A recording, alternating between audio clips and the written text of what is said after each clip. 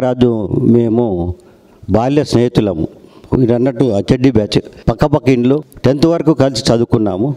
కుటుంబం కూడా రెండు కుటుంబాలు కూడా మంచి అనుబంధం ఉన్నాయి. కాకపోతే 10th తర్వాత అతను ఉన్నత విద్య గురించి బయటికి పోవటం, ఉద్యోగాలు అయితే బయటికి పోవటం, మాకు ఎక్కువ అందుబాటులో లేకుంటున్నాడు. ఏదో అప్పుడప్పుడు ఫోన్లో అందుబాటులో ఉండేవాడు.